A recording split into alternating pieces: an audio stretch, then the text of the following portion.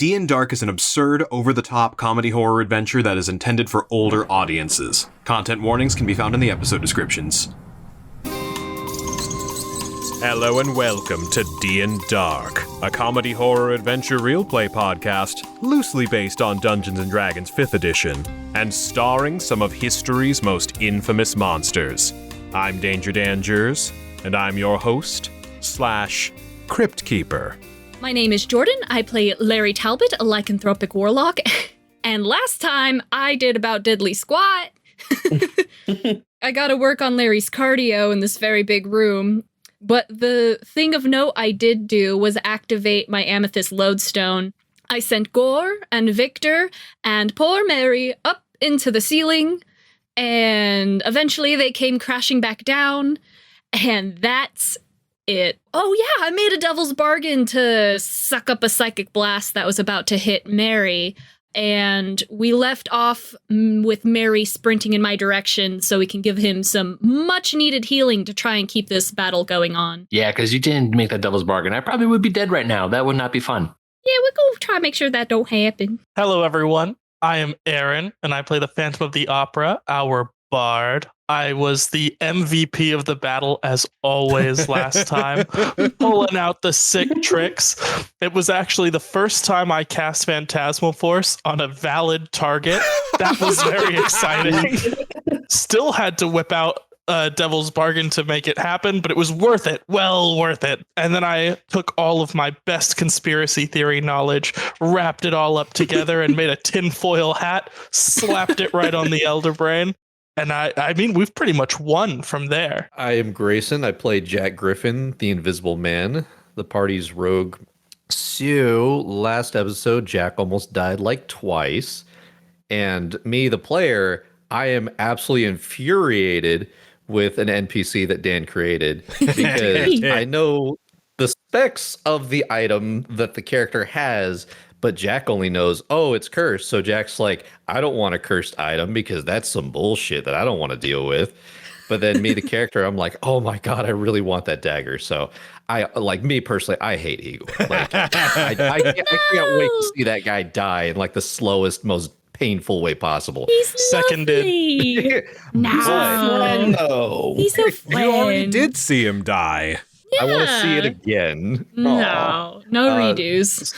So Imhotep looks under the table, happens to see an invisible man hiding, getting juiced on by the dead body, and then pulls the flask and, hey, guess what? We have a beholder on our side, at least for an hour. So hopefully this battle doesn't take too long, and hopefully I'm able to roll high enough so that we, recapture the Pokemon.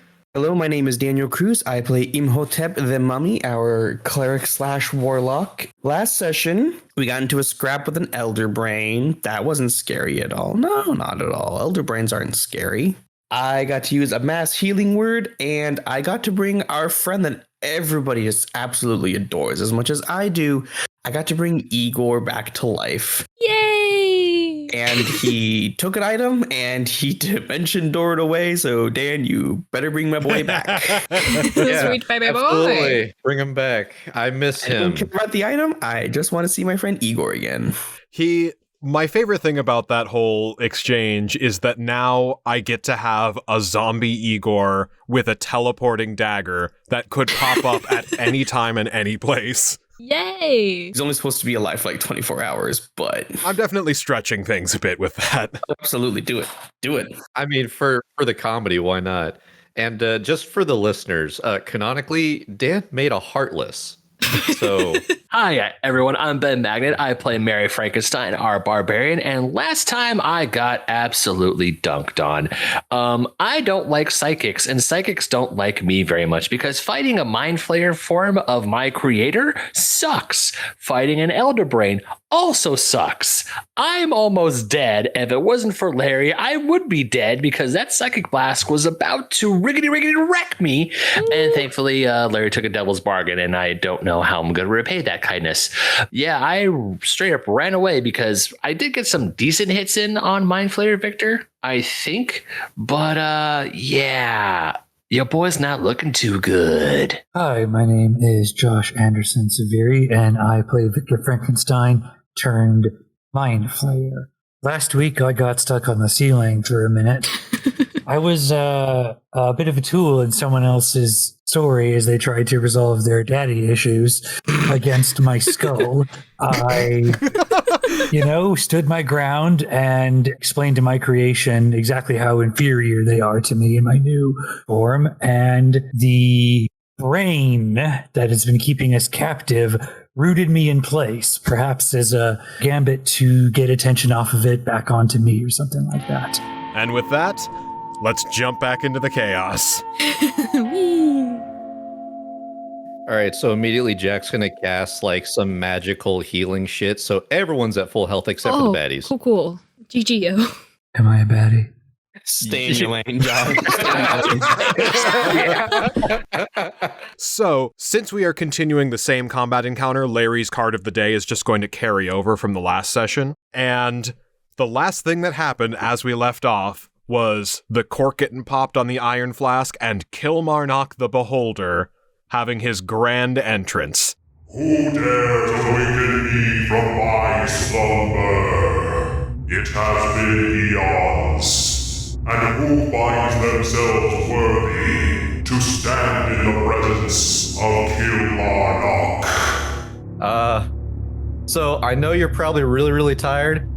You think you could take care of this guy because he's the one that's giving us all headaches and we all can't sleep until he's dead. Half of the eye stalks look towards the brain, half of the eye stalks look towards Victor Frankenstein, and the main eyeball in the center looks at you, Jack. A trivial matter for one with a might such as mine. I shall comply with your request, but not because you asked. Because I wanted to do it anyway. Oh, it's a bitch. With a debilitating gaze of his mighty central eye as he looks over in their direction, a cone of magical energy. Oh. Sorry, did I say magical energy? I meant to say anti-magical energy. Anti-magic. Yay, this is what I was hoping for. Passes over both of them, which everything caught within that beam of anti-magical energy is completely shut down in terms of the magic that is empowering and compelling it, including Imhotep. I was about to say. Oh, no. Those lines are drawn a little squiggly. Is my right hand caught in that? Just the right one. Yes. So, Phantom, since you are kind of straddling that line, a couple of toes and your right pinky finger both feel suddenly a lot less magical than they did before. Oh. Ew. Can I narrate a little bit what happens to Imhotep? Absolutely. So Imhotep looks back, sees this beholder, and is like, wow, that is something incredible to be on our team. And then he watches, and it's like in slow motion as like the wave of anti-magic hits him. He goes, oh, shit. Hits the ground. Bonk. Ragdolls. Imhotep, would you say that's something cool? No, I'm not going to do it. Oh, go ahead. I can't respond. I'm out. I'm out. I was going to make a very bad pun, but I'm like, no, I can't do the D4 psychic damage right now. I'm at 7 HP. You know what? Go right ahead. I won't take any effect, but I can't hear you anymore. Not doing it. Not doing it. It's too risky to I joke. mean, you're only going to kill one of us or two of us, or who knows, like whoever's alive right now. Not happening. I refuse. I will tell you after the session is Dan, over. what have you done?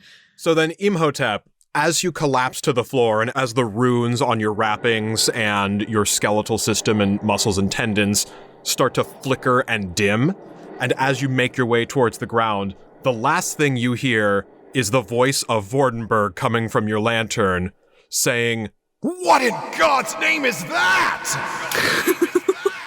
We don't know, my dude. We don't know. His lantern clatters to the ground, and he pulses very briefly with a little bit of magical energy that then gets snuffed out. Ooh. And the light on the lantern dims, but doesn't go out. Okay. And you faintly hear his voice at a much lower volume. "I feel very vulnerable and compromised right now. Somebody please help." Uh-oh. Oh, I'm so sorry. You feel vulnerable. Yeah, suffer for a little bit, you bitch. Somewhere in the ethereal plane, Imhotep responds with, "Oh, at least you have a voice." Now it is the Pentadrone's turn. The friend. Your robotic friend, as this beam of anti-magical energy starts encompassing all around him, and he is just out of range. He sees this going on. He also faintly hears the voice of Vordenberg, and his mechanical eyes narrow. Do not tell me what to do. The secret final boss of this, after we beat Reiner, we have to fight the Pentadrone and his anarchy cult. Yeah. Oh, that'd be great. He is going to make a break for the Elder Brain, and the second that he crosses into the anti-magic field, collapses down, and all 5 of his starfish-like appendages just kind of fold inwards as he flickers down. And now it is Larry's turn. Oh, God, okay. Ooh, we're gonna be a brave boy. We're gonna be a very brave boy.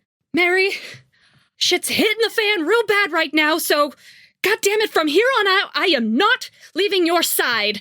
And he's gonna get his lightning lure out and whip Mary for, let me see. I'm like running as fast as I can. I'm like, Larry, lightning lure, lightning lure. I got you. So that is 7 and 7. And we're going to take the slimy flower stem and plug it into the lightning lure like a battery. Delicious. The power of friendship and dog slobber surges through you, Mary. So that's 16 health. Yay! And while that's all going on, I'm like, Mary, I don't care what happens to me, but you can't go down this fight, because even though it's gotten convoluted and insane, you have to finish this with Victor. All else be damned. You have to resolve your daddy issues. You gotta resolve this mess. So I'm gonna step in front of Mary after doing that, turn towards Victor and the Elder Brain, look within myself, and summon a spirit shroud. Ooh. Welcome to the club of that one. Hell yeah. What does that do?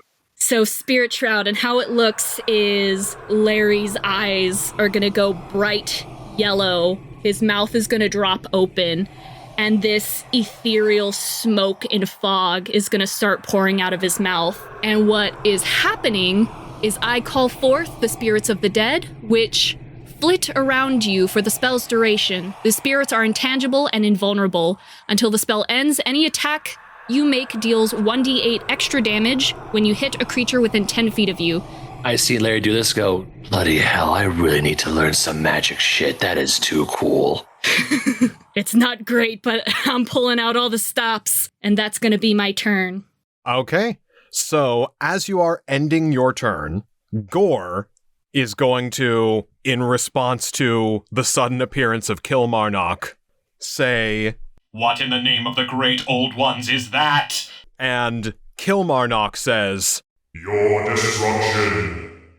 and he is going to blink, and with his eye closed, the anti-magic field temporarily disappears. Long enough for Imhotep to go. Yep. Imhotep and the Pentadrone both pop back up for a moment, and one of the tiny eye stalk appendages on the back of Kilmarnock's head, as a legendary action, will shoot off an eye beam. Gonna roll a d10 to see what beam effect we get. Ooh. I don't like this. It's on our team. It's fine. That is a 6, so he is going to fire off at Gore a sludgy, crimson-colored beam of energy that pierces and digs into the surface of his brain skin, for lack of better word. Matter? Brain matter. Brain matter? Yeah, the like brain folds, as he is affected by a blood ray. So, Gore is going to have to make a Constitution saving throw. 10, 11, 12, 13, 14, 15. The DC was 17. Yay! Woo! Okay. So now, because he has failed his saving throw, Gore begins to start bleeding as this energy pierces through the surface of his gray matter, and a discolored green ooze starts to leak out of him. So he will lose. No more juicing. So he will lose 10 hit points now and at the start of each of his turns as he's bleeding out. Hell yeah, dog. I see it as like, no, that is some cool shit. Now let's see what our next lair action is. That is a 1. Lair got a critical fail. We love it. So that is another wall of force. Ow. So Gore, after taking the beam from Kilmarnock, writhes in pain, slithers back to the corner of the room, and brings up another invisible wall of force. Victor, you are released, and there is another 15-foot high wall that is blocking off Gore. And now it is Victor's turn. All right. Can I see Jack? What is your passive perception? 18. Jack, roll stealth. Okay. You have to roll above an 18. I got a 16. So, no, you are not hidden. Victor can see you. I can see Jack, and Mary just got yoinked away from me as Victor crosses over towards where Jack is crouched under the table. He says to Mary across the room, "If you keep running from me, I'll just have to kill your friends instead." Ooh. And with that, I'm going to make a tentacle attack. Is there going to be any negatives considering he's under the table at the moment? I would say roll with disadvantage. A 2 and a 5. Okay, so Love it. does anything happen to the table? Am I hitting the table at all, or am I just not able to get the right angle to wiggle my tentacle at him? Just, slipping and sliding on the juices that are just I know, all over the place. Slippery little guy. You hit the table instead of him. I'm going to really quickly figure out the table's HP.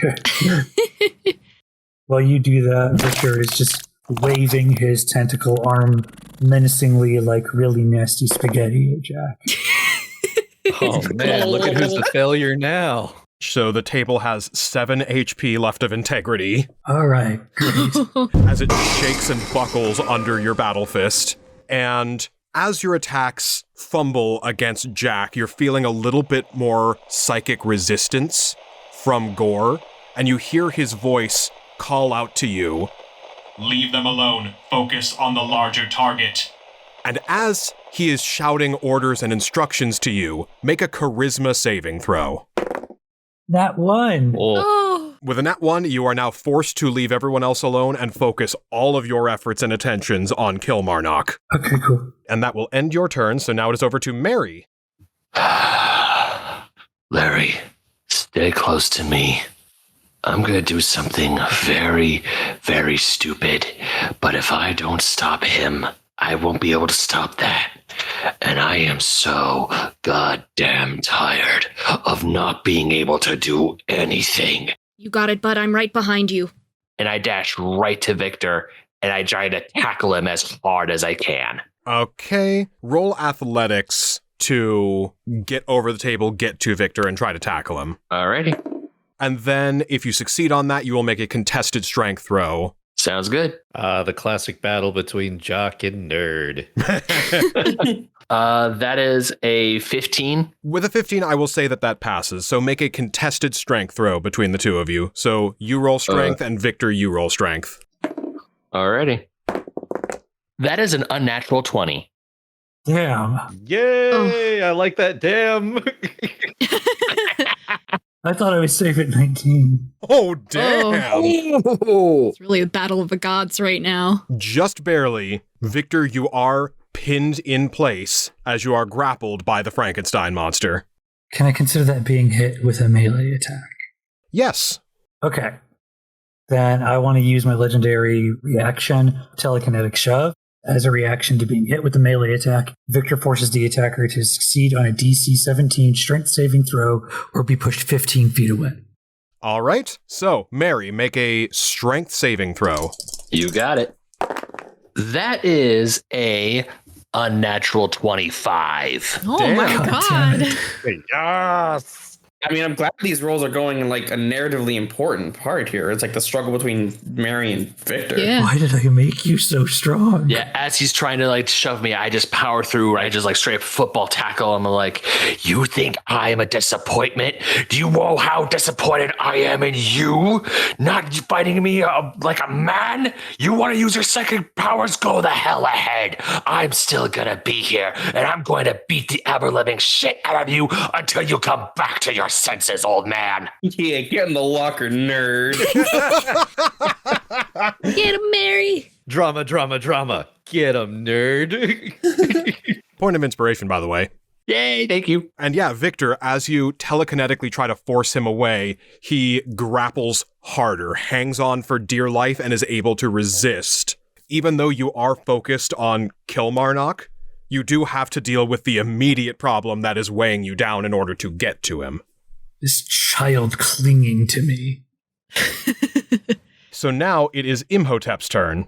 Okay, so I'm not Bone Pile anymore, right? I am moving again. You are moving again. Kilmarnock has not opened his eye just yet. Imhotep is going to scramble to his feet, and with one hand, he's going to scoop up the pentadrone, and he's going to run, grab Vordenberg's lantern. He's just like, nope, we're not standing next to that thing anymore. And he's just getting all the anti-magic susceptibility people out from in front of the anti-magic ray. Coward. The pentadrone is struggling in your arms. I do not want to follow orders! Imhotep looks down at him. Oh, but you were ordered to struggle against me. Vordenberg chimes in too and says, I'll take it from here. I command you to leave that brain alone. Flee for your life. And do not, under any circumstances, attack that brain.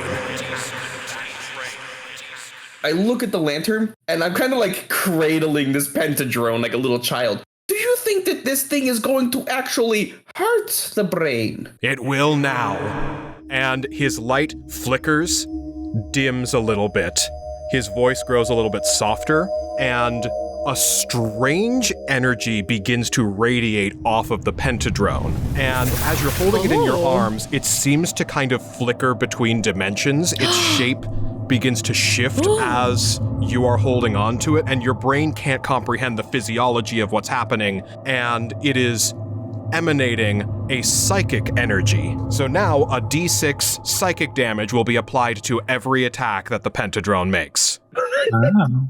Amazing. He looks at this poor pentadrone, looks at Vordenberg again, puts the pentadrone down. If anything happens to the strange little machine, it's on your head. He doesn't have a head. I mean, I wasn't going to say that, but what he said. Well, let's see. Does my picking the two things up count as my action? I will say that counts as an action. You do still have a bonus action. Hey, Phantom, how you doing on health? I am acceptable. Love it. I don't know what Imhotep is going to do. You know, I don't have anything else really for a bonus action. If you want to make an athletics check, you can toss either the pentadrone or Vordenberg in any direction in order to get them closer to a target or out of the way of a target. I guess, is the pentadrone like kicking and trying to get going? It is struggling now that he's been told not to attack the brain. Imhotep is going to like roll his eyes and just like kind of... Release me. I must kill. Oh my god. Imhotep stops for a second and goes, excuse me, are you giving me orders? It stops for a second. No, don't do it to him. Starts calculating, and then says, Yes, this is my lot in life. I must ascend to be the command giver, not the command receiver. I don't like this. You know what? I think you and I are going to get along just fine, and I chuck him. And thus Skynet was born. all right, so make an athletics check. Ooh, 18. Ooh, so with an 18, you are able to throw him right up into the wall of force. You're able to chuck him the entire distance there, and with the psychic energy that is coming off of his body, he basically juts all of his limbs out and they sharpen up, and he makes a giant shuriken as he starts rotating in place, and like a buzzsaw sticks into the wall of force and starts very slowly pushing his way through. Good for him. For flavor, it's directly over where Phantom was just standing, and I'm like on the floor now, crying. All right, so now it is Gore's turn. He's going to roll to see if he can get his psychic blast up and running again. And he critically fails, and instead of giving off a psychic blast, he gives off a psychic heal and heals everyone but Victor in the room. Yeah. Well, he doesn't critically fail, but he fell just shy of the threshold he needed to recharge it. So as he is beginning to focus up again, there's too much psychic interference going around from all sides. So he's going to use his action to send a psychic command to Victor. Your primary focus needs to be the defense of myself above all else. Neglect your own safety. Neglect that monstrosity over there that is attacking us. Save me from this thing. Make a charisma saving throw. Since that was a psychic thing, I don't hear that, right? It was beamed straight into the brain of Victor. Damn it, I had a good retort. What was your good retort? My retort was like, yeah, I'm the monstrosity. You deal with me and me alone. Okay, that's pretty cool. So what I'll say is because you're grappling him, you get like a tiny little bit of psychic radio bleed from his brain into yours so that you can make that retort. Hell yeah. Yay. Also, I was going to say, I thought we were all still psychically linked to Gore. It's like an AM/FM thing. Exactly. Oh, Yeah. okay. Okay, got you. He can focus on one brain at a time. Boo, he's actually a smart brain. My charisma saving throw is 12. I'm going to say with a 12, you do feel compelled to follow his orders, but you're starting to regain a little bit of mental freedom from yourself. So even though you have to follow these orders, you're starting to question them. And a little bit of that stubborn med school dropout is clawing its way back through your flayed mind. All right. And now it is Phantom's turn. So after crawling out from under the buzzsaw trap that Imhotep threw into the psychic wall over my head. Are you okay? Yeah, I'm fine. Damn. I mean, I'm so glad. We will have words. Well, now Phantom's looking around, and he sort of had a plan. Now there's a wall again. There's a lot of character drama going on over with the Mind Flayer. Imhotep and Larry are really far away in this big room. Unfortunately. So I'm going to give myself a bardic inspiration. Hell yeah. It'll be a cool giant peacock feather in my lapel. And then I'm going to walk over. I'm going to just sit here on this ledge and just kind of look at Gore. and I'm going to take this moment to investigate Gore. What's the physiology of an elder brain? Oh, I'm scared to know where this question is going. It is essentially a brain with glowing bright energy where eyes would be towards the front of its brain face. It is large, roughly, at this point, I believe we established it to be roughly 10 feet. Mm-hmm. It is levitating. And from behind the brain, where a spinal cord would be, there is a brain stem that wraps down into a tentacle-like appendage.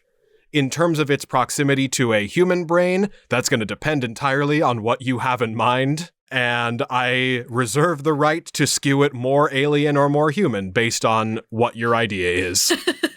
Fair enough. Is it still wearing the tinfoil hat? No, it took off the tinfoil hat. Damn it. What I will say is it still has the tinfoil hat. It's holding it in its brainstem. That's hilarious. Oh, it's a keepsake. Oh, did Gore take 10 blood damage on its turn? No, he did not. Thank you for that. So he takes 10 damage.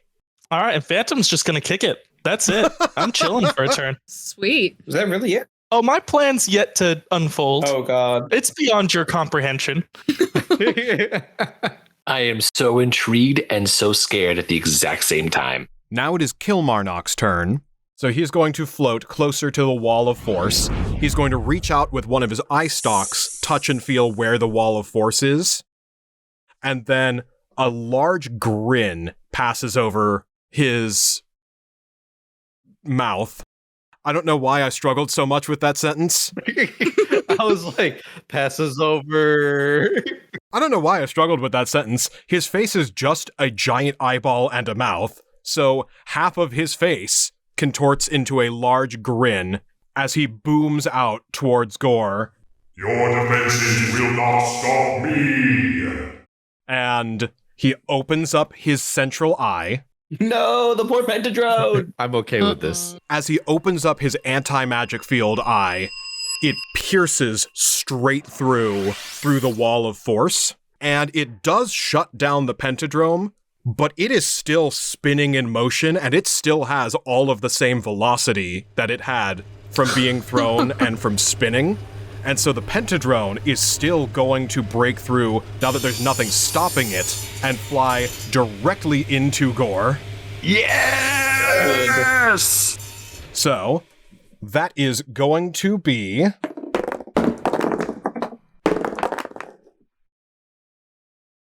That is going to be 24 damage. Oh my god. Because that is a hit from each arm, plus the psychic boost from Vordenberg. Yes! And still within the anti-magic beam of the Beholder, the Pentadrone, again after it saws through Gore, will drop to the floor and collapse in on itself, and like a wilting flower, its starfish appendages fold inwards. And then, Kilmarnock, for his actual action, is going to fire off 3 eye beams. Oh my god. Oh! Okay, so that is 7, 4, and 3.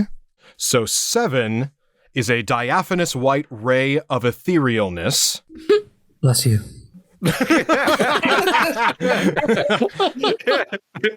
I have no idea what that is, but I do like the sound of it. Big words. With this first beam, targeted creature must succeed on a DC 17 dexterity saving throw. On a fail, they are shunted partially into the ethereal plane. That doesn't really do anything to him, but he does start to flicker in between planes, and his grasp on this branch of reality gets a little bit more tenuous. Victor, make another charisma save. About to ask if I can do that. All right. 17. With a 17, for at least the next round, you have now broken free of Gore's thrall. You have full control and agency over yourself again, as the presence of Victor Frankenstein, out of sheer spite and stubbornness, scratches and claws its way back into control. No one takes over my brain but me!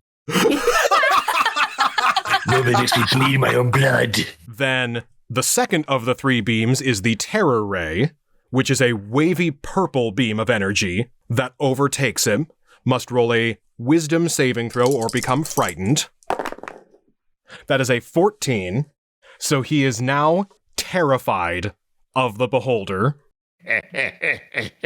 As this beam of purple psionic energy overtakes Gore, his vision begins to distort a little bit, and he sees, as he looks into the bulging eye and impossibly wide smile of Kilmarnock, his face shifts back and forth to that of Reiner. Oh.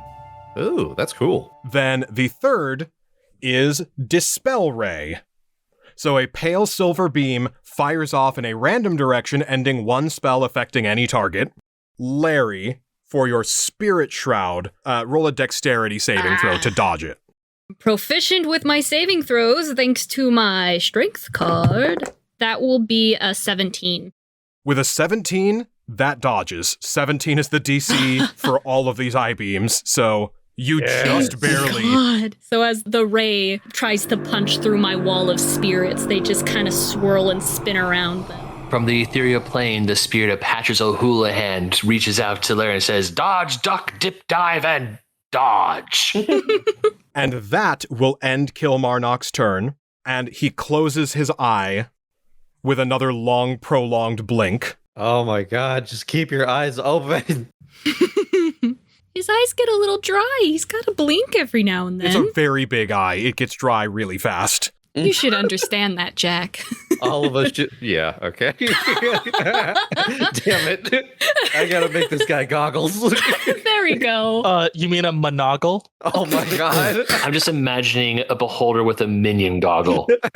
The ones with a single eye. Yeah. Oh god, why do I feel like that's somewhere on the internet right now? And he tips it and says monogle. Oh my god. So, as Kilmarnock closes his eye and the anti-magic beam dissipates, the wall of force comes back up, the pentadrone slowly clambers itself back to life, and as a legendary action, Gore, terrified of Kilmarnock and the situation that it is in, calls out for help. And you feel the ground beneath you begin to shake and tremble, and you hear, off in the distance from the dungeon that you were coming from, 5 sets of skittering, scratching footsteps. Oh no. Oh shit. Oh no. Don't bring them back, Dan. You don't need to bring them back. Oh no. Dan, they don't need to be here. Dan, we already dealt with them. They're done. Object permanence. So close. We're so close. And skittering back from the entrance that you came from, having finally broken free of the trap and having been called to Gore's aid, the intellect devourers that you did not kill earlier skitter their way into the room. And now it is the Invisible Man's turn. So Jack's going to look around, kind of reassess the situation at hand, sees that Victor is tied up at the moment, sees his quote-unquote demon being pretty damn helpful. So I think all Jack's going to do is run up towards the north end of the platform and duck and hide. Oh, hey, Jack. Hey, what's up? Gonna be waiting for this Gore guy to, be vulnerable again, because I like to stab things. Yeah, I'm waiting to. I just yell from the back, it's fun, ain't it? A little tired, but yeah, it's something to do right now. Oh, by the way, guys, you remember those smart, or I don't know if they were really smart, those brain-looking things that did some damage? They look like they're pretty close to Larry. Larry, get over here. So after all that, Jack's gonna hide as best as he can near the globe and essentially kind of wait for Gore to be vulnerable. Okay. So now it is the Pentadrone's turn, being now out of the anti-magic field and crawling back up to its, I'm going to call them pincers, crawling like a spider towards the brain, locks onto his target, and says, I will be the superior intelligence now. And will leap up, and again, like a shuriken, will slash at it with its 5 limbs. God, I wish I was in there. Do you really? I thought you wanted to get stabby. Don't you wish you were in there? So 3 out of the 5 limbs will hit. I mean, for me, I would absolutely like to be in there, but I didn't know if I can possibly try and boost you up and over. So boosted by Vordenberg, that's going to be another 25 damage. Jesus. Hell yeah. I can't wait for Dan to be like, and how do you kill this? Oh, wait, it's the Pentadrone. I get to decide how it kills it. I can't wait for this Pentadrone to pick up the kill, honestly. I want it so much. Phantom, we have to steal the glory. And that's its turn. So now, new lair action. Then it'll be a Larry action. One creature that is psychically connected to the Elder Brain must succeed on a charisma saving throw or be rooted in place. That is again going to be randomly determined. That is a 2. So that's going to be Mary. Make a charisma saving throw. Ooh, boy. 16? The DC is 18. I'm burning my inspiration then. I don't want to be under the thrall of this damn thing. Well, that was worse. So yeah, 16 is it. Okay, so you are psychically rooted in place, so you cannot move until next round. Son of a bitch. Victor, make another strength check to break out of his grapple. It's just 11. 11 is not enough. All right, cool. So now it is Larry's turn. Okay, I'm gonna finally run in as far as I can, also to get away from these intellect devourers. And the wall is gone, right? The wall is gone. Going to run up on the platform, get close to Mary, cast an Eldritch Blast at the brain, and then at one of the intellect devourers. Let me see. If you can do extra, I could also use another zap.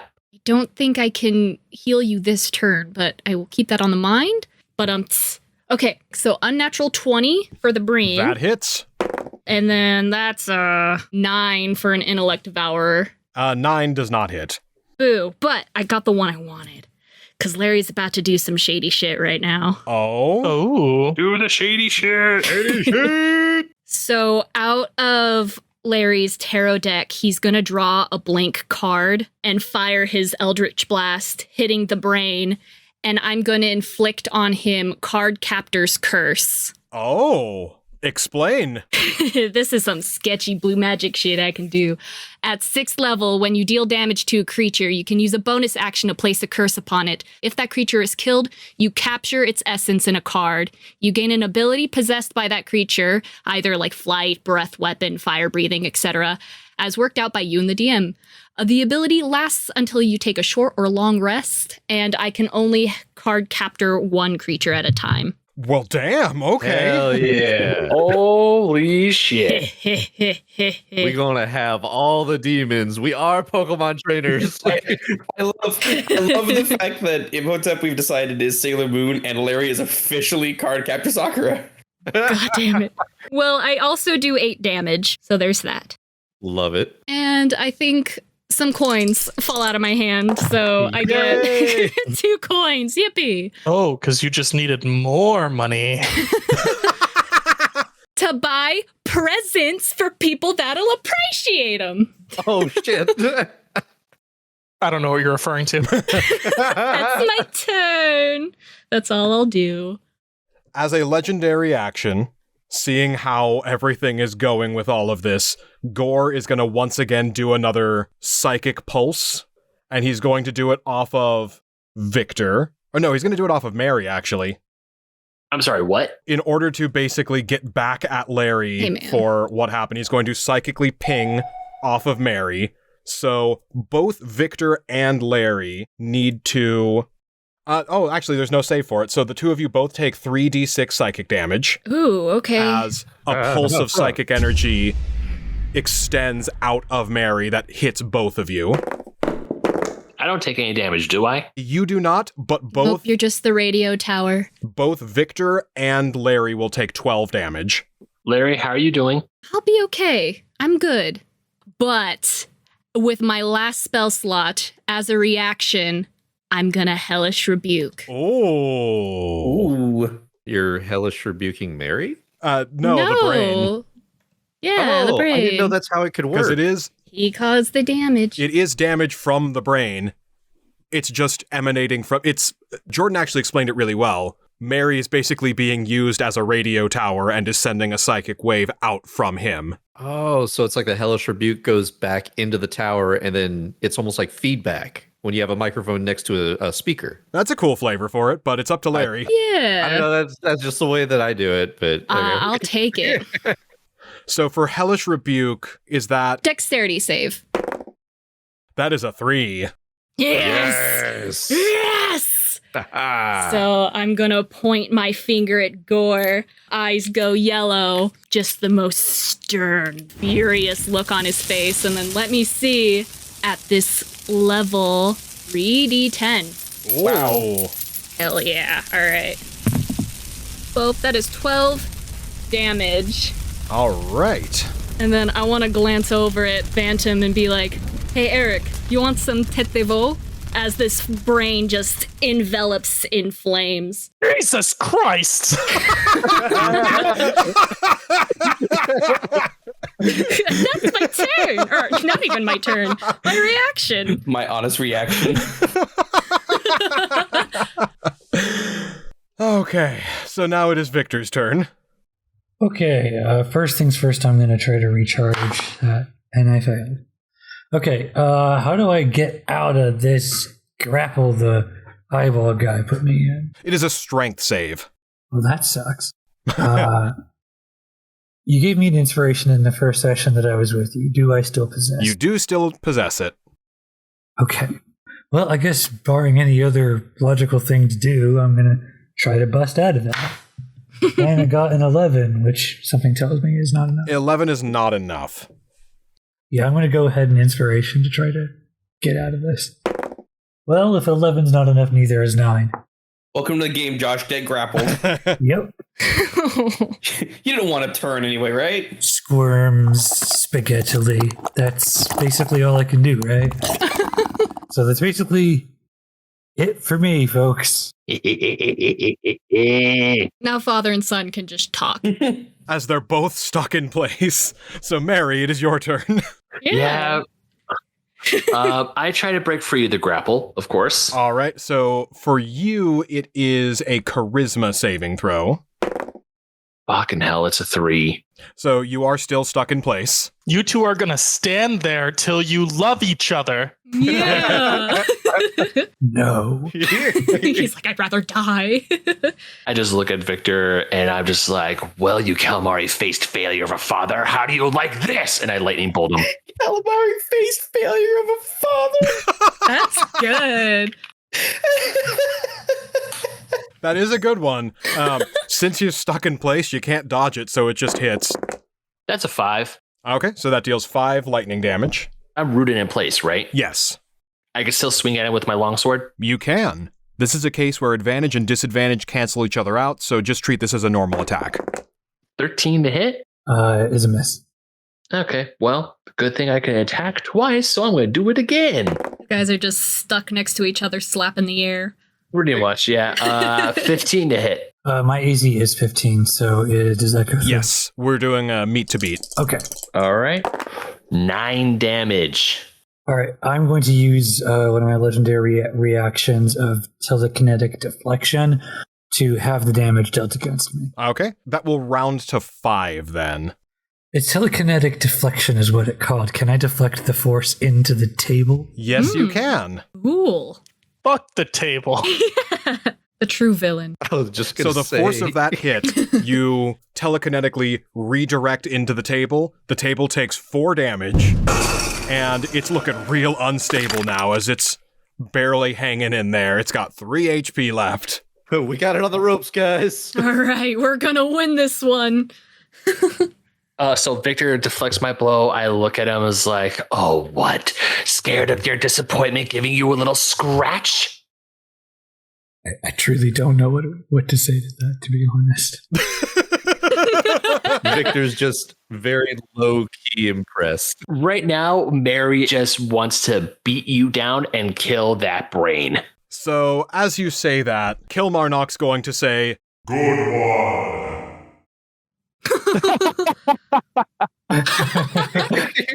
so now it is Imhotep's turn. So Imhotep, seeing everything that's going on, seeing the intellect devourers behind us, he's gonna be like, I don't think I want to stand in the middle of the room, thank you. He's gonna make his 30 movement up to the table with everybody else, and is going to do his Toll the Dead at Gore. So that is a wisdom saving throw. That is a 13. He needed a 15. All right. Hey. And since he has taken damage and I am above 5th level, he takes 2d12 necrotic damage and he starts to rot. Oh, Yes. So that's a total of 10 damage. love it. Daniel, this is just me thinking out loud. I don't know if you want to be that close, only because of that radio wave effect.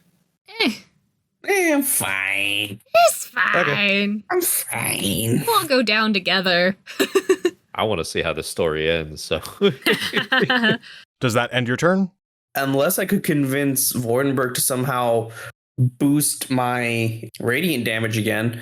But at this point, I think I'm just going to do necrotic stuff. I think we've got him on the ropes. I can try to boost you up a little bit more, but I'm running real low on soul power. I hurt myself every time I do that, remember? Yeah, you don't have to. I'm fine. It's good. It's good. He holds up his finger and it's like actively in the middle of rot. See, what good. What fine. I got this. So now it is the collective intellect devourers' turns. Their speed is 40 feet, so We've got some time. they scramble up the stairs, and that's their entire turn. Good. Again, this room is ridiculously large. Now it is Gore's turn. He's going to roll to recharge that psychic blast. And also bleed out a little. And also bleed out a Yes. little. Oh. Yay, bleed. So he's going to take another 10, and with a 5, he did manage to recharge that psychic blast. No. Oh boy. I need everybody to make an intelligence saving throw. Okay. 12. 16. 18. 16. 17. 24. So, everyone except Imhotep saves. Good. So everyone except Imhotep will take half damage. Sorry, Dusty. How much am I taking, Dan? Oh, he's rolling. That's going to be 26 damage to you, Imhotep, and 13 damage to everyone else. Oh, God. I'm done. I'm out. I'm barely standing. All right, so, Jack, you are in death saves. I certainly am. When it comes around to your turn, we will get into that. Oh, no. We're all in trouble now, aren't we? See, I'm still in double digits. I'm in single. I'm in 10. And all of the intellect devourers are going to take 13 damage from that too. Same thing with Kilmarnock. He's going to take 13 damage. And then Gore's going to do everything he can to try to get away. So he's going to float up the platform towards where Phantom and the Invisible Man are. And that's going to end his turn. Phantom, I have one more spell to heal, but you have to be literally 5 feet closer to me. Well, I need you to... I mean, Jack needs the healing more. I suppose. He's dead. Drag him over. Drag his corpse. So you're going to have to figure that shit out. So now it is Phantom's turn. Okay, so I know what ethically I should do, but I've been waiting to do something stupid for this whole round. Good. I'm rooted there. I see Phantom right next to Gore, and I just yell, "Fuck him up." Okay, well, Jack's corpse is right there, though. No. Okay, so let me just say something, because on the last turn that I had, I did say I hid. So I don't know if my stealth would... Your corpse is hidden. Exactly. That's what I'm trying to say. Like, I don't know if anyone would technically see me. We'll never find the body. His stealth is too good. So I'm going to ask if I could get away with bonus actioning my not an attack dumb idea, and then just taking a level of exhaust to healing word Jack. Okay, what is your dumb idea? So I know how the blood-brain barrier works and how, like, it takes a bunch of organs to filter toxins out of the body. So I just wanted to dump my alcoholic beverage all over the brain matter. Oh my god. Yes! Make that fucker drunk! Okay. So I'm gonna have Gore roll to not get drunk. So that was a 10. I'm gonna say... He's lost a lot of blood, Dan. I'm just saying. I'm gonna say he is drunk. I just have to look at what that means again. There are no sugar cookies in the area. He has advantage on charisma skill checks and abilities, disadvantage on wisdom, intelligence, and dexterity skill checks and abilities. And if he's not slurring in our heads, I don't want it. All right, Jack. I'm pretty fucking tired, so this is... Well, hold on. Before you do that, does healing word get him out of death saves? Well, wouldn't any source of health? How far into the negatives are you, Jack? I'm at -3. Okay, yeah, a healing word would do it. Okay, because I have like Spare the Dying as like a spell specifically designed to get you out of death saves. Yeah, but I got this. So I will take on the level of exhaustion, and I will 1d4 plus my spellcasting modifier. Now's not the time to roll a 1. I rolled a 3, so it's going to be 9 health coming your way. And the healing word is, I lean in close, bitch. So for the listeners, just to explain what's going on here, we're using a house rule about expendable resources like spell slots, barbarian rage, bardic inspiration, things like that, where if you are out of that resource and you still need to use it, you just take a level of exhaustion each time you do. So, in exchange for going over his spell limit, Aaron now has 1 level of exhaustion, so he has disadvantage on all ability checks. I would like to say that as Jack bolts straight up, just, "Are you motherfucker?" and then just like goes for a straight stab. Just like old times. Yeah. Aw, memories. So, yeah, thank you, Phantom. I'm not going to say anytime, but this time. I got your back right now. All right, so now it is Kilmarnock's turn, and he's going to do... Hey, should we be this close? Probably not. That's probably not a good idea. He's going to do what he always does, some eye beams. Eye beams. So he's going to float a little bit closer and fire off 3 eye beams as his action. Good lord. Okay, so that is 5, 7, and 10. Well, 5 and 7 kind of don't matter because of 10. Oh.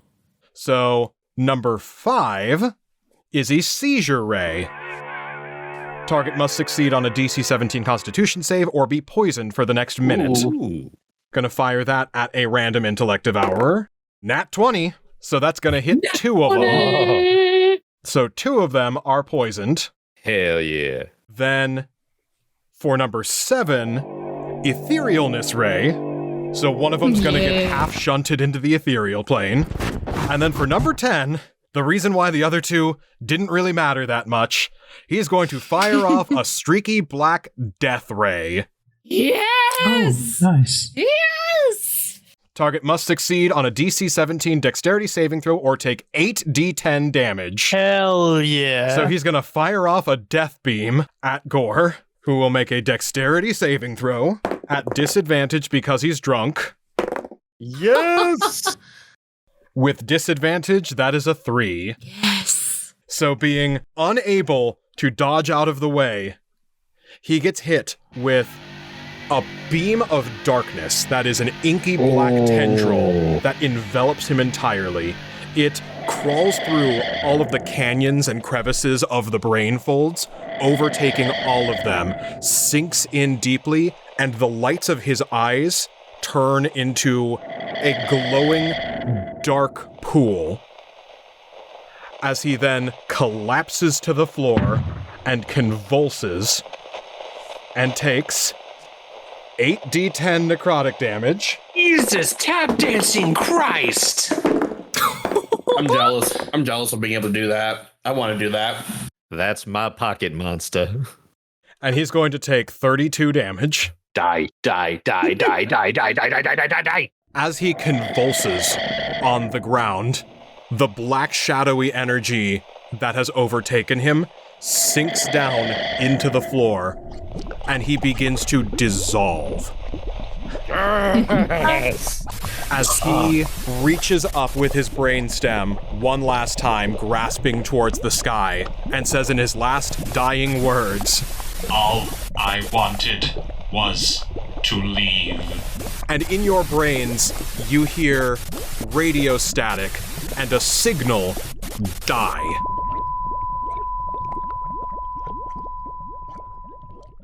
And Gore is dead. And his essence is absorbed into my card. Yeah. And the black pool of shadowy energy begins to swirl and spiral up, and then shoots out towards you, narrows into a small focal beam, and goes directly into your blank tarot card. And as you look down at the face of it, the card begins to fill out with that energy, etching the image of the Elder Brain like an ink tattoo. Awesome. As it blots into focus on the card. We will, in between sessions, discuss what ability you get from it. I have a request. I would like in the short term, because I only get it to my next long rest, I would like to send the Intellect Devourers away. Roll just charisma. I turn around looking at the image on my card, and I hold it out to the Intellect Devourers. 16. I'm going to say a 16 works. Go on, get your rascals. So the Intellect Devourers, as you hold up the card, a pulse of psychic energy leaves that card and pings off of all of them. They scuttle around, look towards each other, look towards the card, nod, and then scuffle back into the recesses of the dungeon from whence they crawled. Good. Oh, and I collapse. I collapse to my knees. Can I suggest that the card art be like a graffiti style, like Gore brain, and then the brainstem goes like down and up in front of him, and he's tipping like a tinfoil fedora? Absolutely. Oh, I love it. Oh, He did take it with him. That's going to be up to Jordan. You got it. Live to serve. But as all of this is happening, Victor, you feel a massive relief on the back of your skull. And everyone, you feel a psychic weight leave your shoulders. And you feel it's as if a small ringing in the back of your ears has left, and you're now experiencing silence for the first time in hours. And Victor, you now have complete control of yourself once again. But as you look at your malformed body, it does not change. You are still in the form of a mind flayer. Immediately gonna put my hands up, you know, I'm not a threat. Please be my friend, basically. Oh, look who's all nice now. Imhotep drawing his coat back. All right, let's go. Oh, wait, never mind. And then Kilmarnock turns his attention towards you, opens his center eye as a beam of anti-magic, spills over everyone on that center platform, including Imhotep, Wait. who flops back over, Vordenberg, who says, wait, and then the lamp falls over, and my Kilmarnock says, Now what shall I do with the remainder? Kilmarnock, why don't you get on back in the flask? I would rather not. and all of his eye stalks dart back towards you. In the meantime, I'm just gonna be dragging Imhotep's body out of the anti-magic field. Oof, come on. I mean, what do I have to roll in order to get him back to returning? If you are using an action to open the flask back up and try to call him back in, he will have to make a saving throw. I mean, as long as it's the end of his turn, that's exactly what I'm doing. All right, so he's going to make a saving throw to resist. If we have to fight the beholder here, I'm going to cry. Well, the thing is, he's friendly for at least an hour. So if he ends up getting like a Nat 20.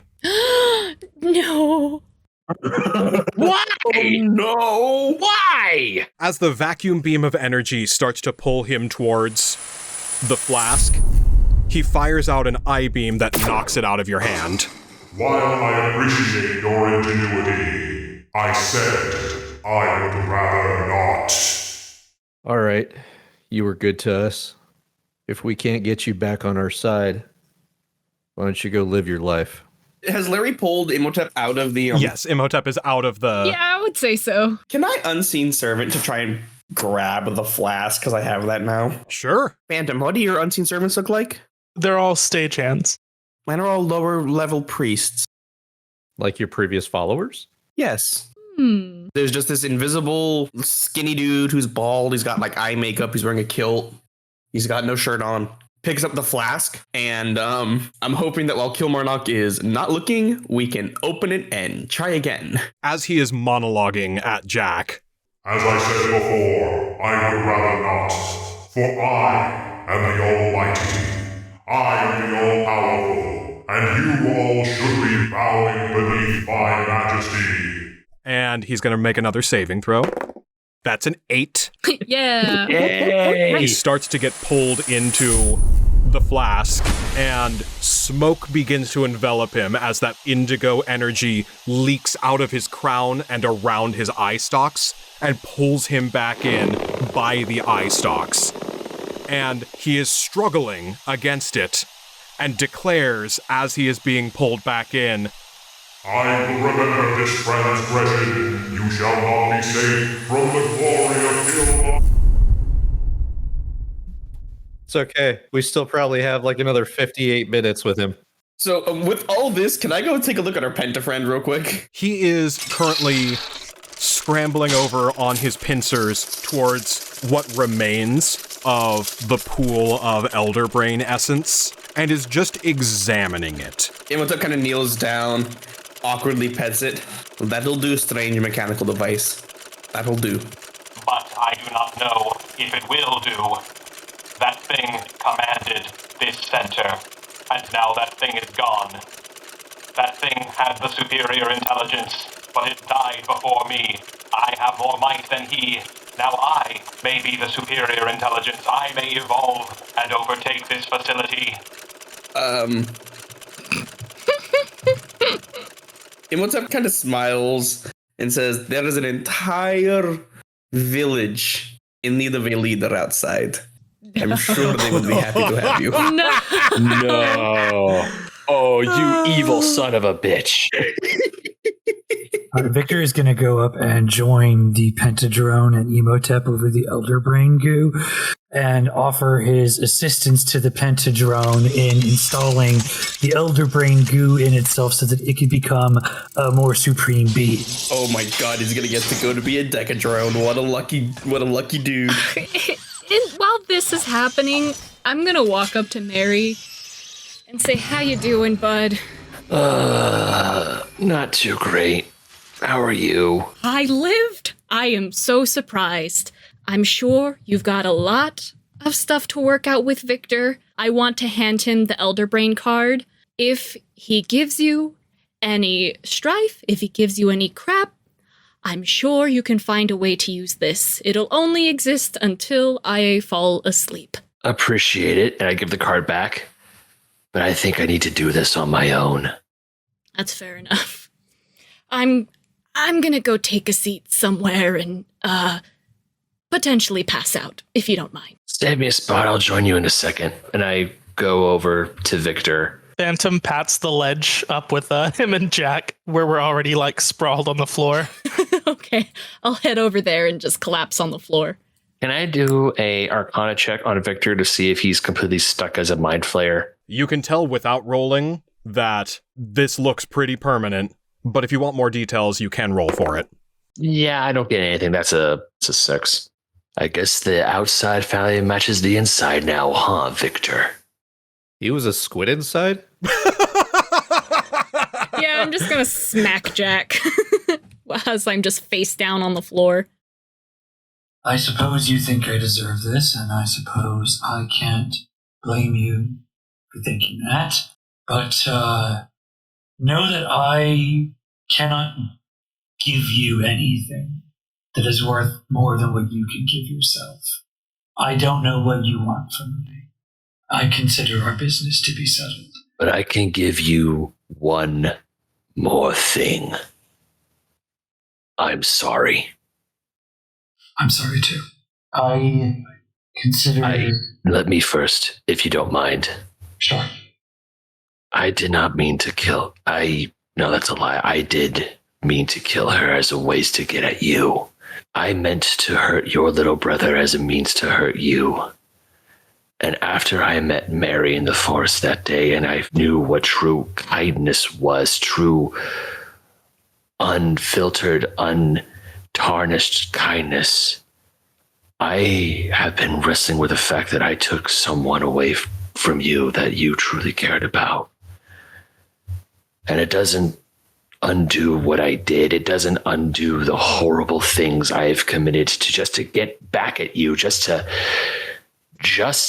make you see what you created, maybe what you shouldn't have created, but I am truly sorry. And if there was a way for me to go back in time and stop myself, I would. Maybe things would have been different, but I know it's not going to bring her back. And you can hate me for the rest of your life, and I probably will hold resentment for you for the rest of mine. But like I have said before, I don't want you to die. I don't want to kill you. And even though now we're both monsters, there's still something human about us. If we ever see each other again, maybe it'll be on some better terms, but if we never see each other, I want you to know the fact that I truly am sorry for taking her away from you. I'm sorry as well. I don't hate you and I don't wish any harm to come to you. I am going to stay here, if you'll let me, and I'm going to see what I can find out, what I can discover about the Abyss and about Reiner and his motives. Perhaps our paths will cross again, and I say we have a common enemy now, so I see no reason why we cannot support each other in the future. I don't know exactly what it is, but I do know it's bad. And if people like Reiner or if entities like Gore are trying to either harness it or take control of it, or I don't know, something evil is coming. And I truly believe we could use your help to stop it. I will find out what I can. Is there anything else? There is one thing. Ben. Yeah? Change your alignment from lawful neutral to lawful good. Oh, gross. Lawful good. Join the good team. Also, Jack, roll perception with advantage. 19. With a 19, your pocket's getting real hot, and remembering what happened last time, you are quick on the draw to throw out Marlowe's business card as it bursts into flames. Hell yeah, I do. Immediately, as soon as I felt it getting warm, shove my hand in my pocket, take the card, pull it, hold it between my fingers like Gambit, and chuck it at the body. The card bursts into flames, and the ashes... Jesus Christ! and the ashes fall down over what is left of the torn to shreds body, and as they would be rearranging themselves on the floor into a portmanteau of Marlowe's face, they rearrange themselves on the body and cover up the face, and from the head, it jolts up, and you hear Marlowe's voice say, What in the devil's name is happening here? This is the strangest interference I've ever received. Hello, is everyone there? Yep, Yeah. still here. Barely. What's going on? Hello. Oh, hello, I don't know this one. So, for everyone minus Squid Face, I wanted to give you a little bit of an update. So, you talked to my gargoyles recently, and you gave me that medical band from one of Reiner's cultists. Well, I did a little bit of digging, and I was able to figure out its source. Now, bear with me, because this gets a little bit weird and complicated. Oh, I think we can handle weird and complicated as I look towards Victor.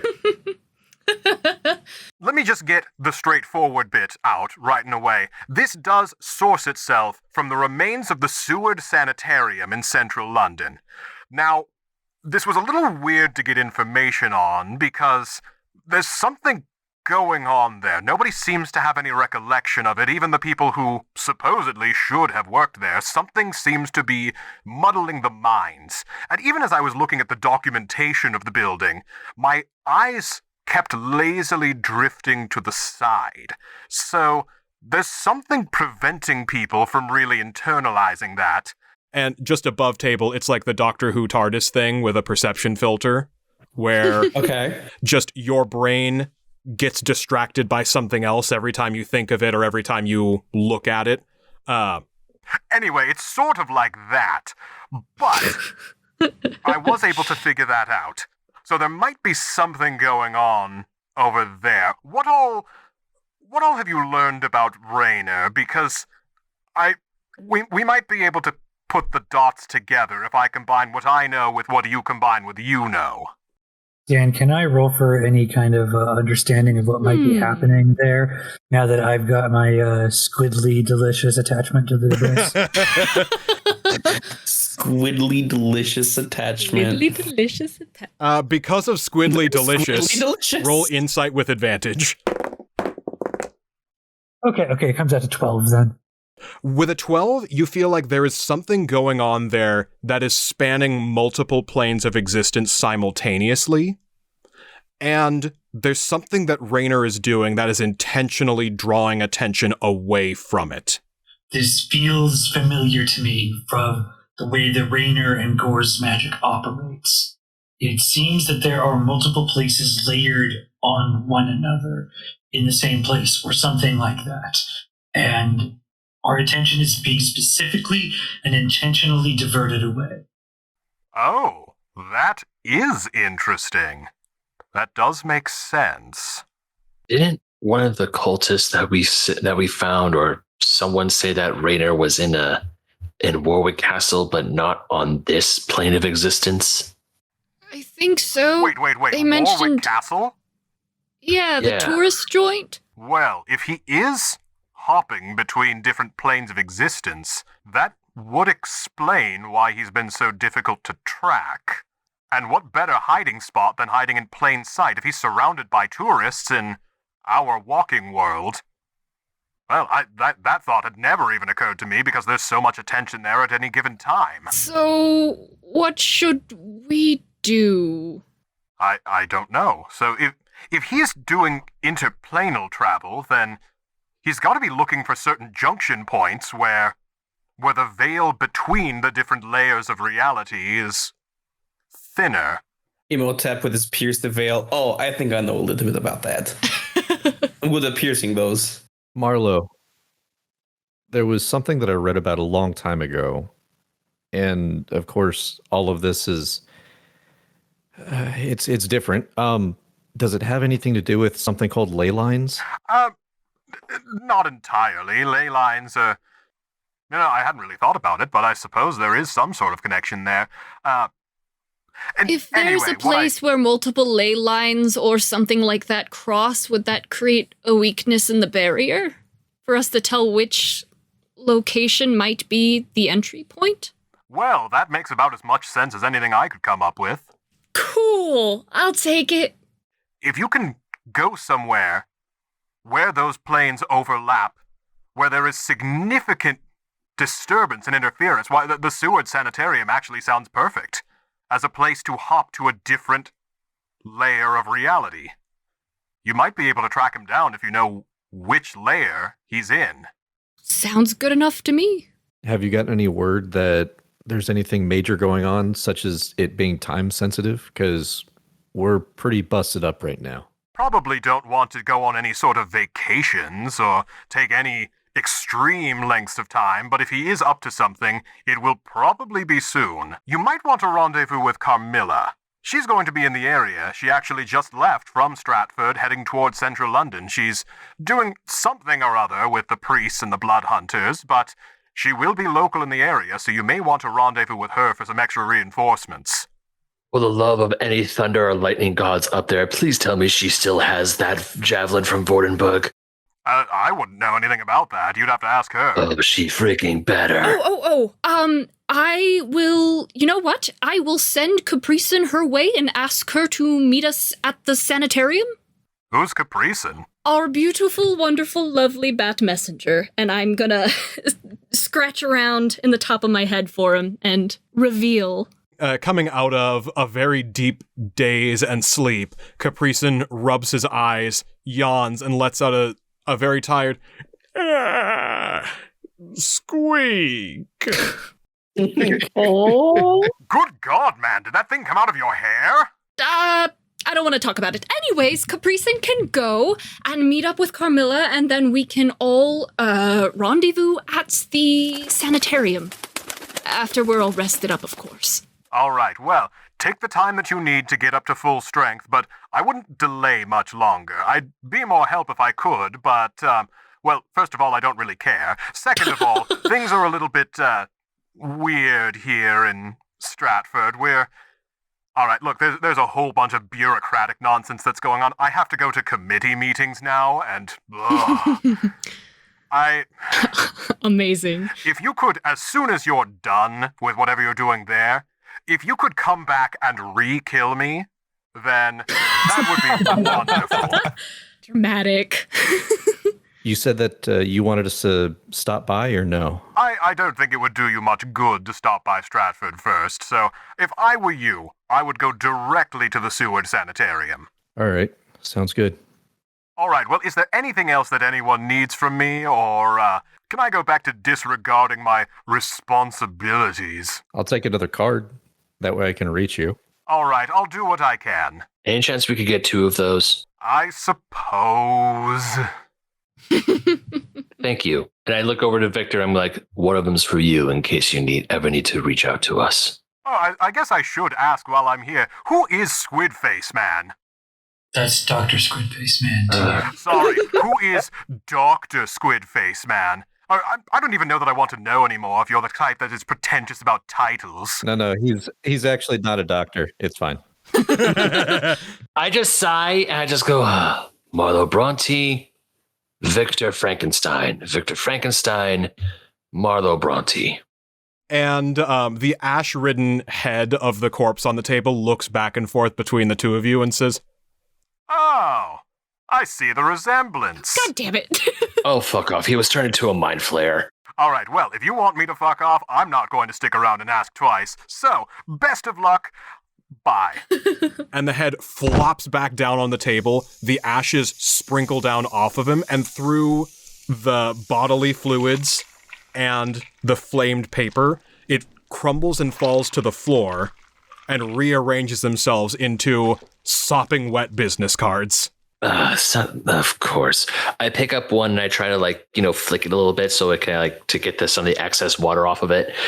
And I hand it to Victor and I go, to be perfectly honest, I'm not 100% sure how these work, but if you need to contact us and if you need help in any way, shape, or form, this is the best way to do it. Although we do need to be careful because it does tend to catch Jack's pants on fire, which is very strange. And I hand him one of the business cards. As soon as Mary lets go of the card, Phantom's going to catch it and prestidigitate it fully clean and whisper to Victor, "Hey, Frankie, if this sanitarium's going to have a weird attention brain thing, any chance you could whip up a formula for that?" Sure. As he's adjusting his battle fist to do another electrical pulse to help you overcome the weird brain sickness thing, the pentadrone has been slowly absorbing bits and pieces of the Elder Brain and has been reconfigured by Victor. His 5 arms fold inwards, he shakes and rattles, and then, like a flower blooming, all of them unfold out and fold back around into a circle, and taking on properties of both of the extreme otherworldly intelligences that he has seen and encountered and interacted with today. Several mechanical junctures pop out with camera-like eyeballs extending out of him, and a large mouth takes center place as he levitates and glows slightly, having evolved into, as Daniel predicted, a decadrone. I was just throwing out decadrone just as a word, as a name. I wasn't actually expecting us to get a decadrone. That's kind of unsettling. And he says, I thank you all for helping me along in my journey to evolve into a higher being. I have now reached the peak of my evolution, and now must take my place as leader and overseer of this town. Okay. And you still don't want us to command you, right? I have no need for commands anymore. I have become self-actualized. Oh my god. You're gonna let me run my experiments, right? I would be allowed to do that? Cool. All right. a couple of his robotic eye stalks kind of tap themselves together, and his mouth kind of contorts into what looks if a mouth could blush, and says, I would very much like that opportunity to carry out those experiments. I look over to Victor's like, you're not still trying to plan to create more of things like me, are you? If I were, would I tell you? No, you probably wouldn't. But you should know, if anyone tries to do what you did, I am going to stop them. Although there's one question that's been not bothering me, but I've had. The criteria for the parts you used to make me. Was there any? Or were they just completely and totally random? Do you really want to know the answer to that question? Part of me does, yes.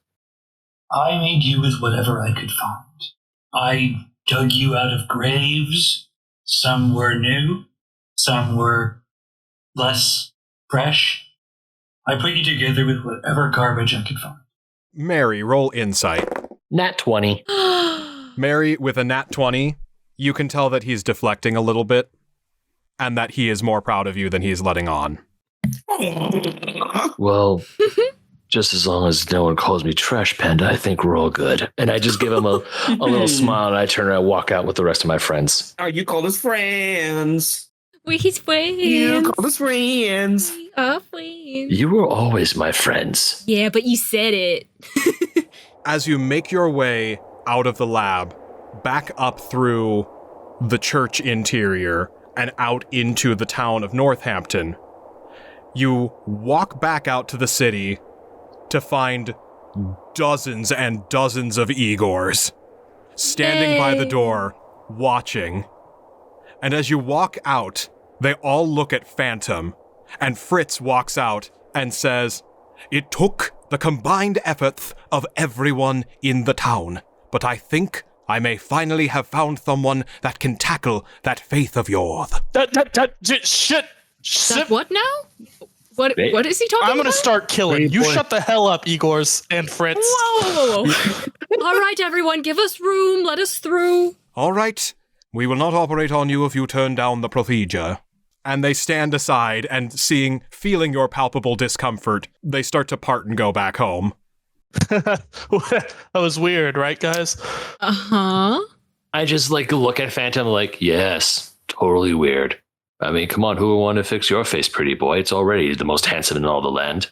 Inexplicable, I must say. Mhm, Truly, do not understand. It's really annoying how good a face that is. Phantom is squinting so suspiciously at all of you. So bad right now. And Phantom, you squint so hard that you see in the distance, standing on a tree branch, a zombified, heartless Igor looking down at you, and he waves. I shudder. We are the outcasts, the misfits, you might say.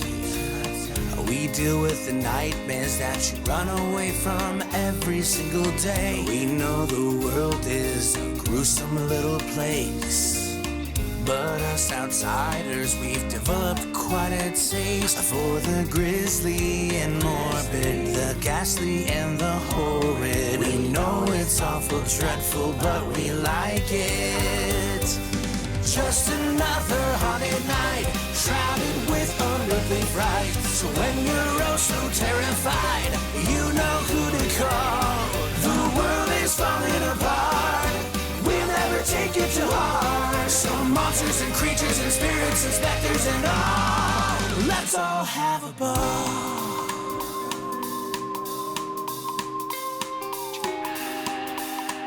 Imhotep in his off time is now getting email solicitations from all of my unseen servants to please hire them instead. No deaths happen. It's pretty good. They're getting responses, and the most important thing that it says is there are no unions. Aww. Oh, that's great. We're doing this the old-fashioned way. But benefits do include tax exemption for religious organizations. Exactly. Oh my god.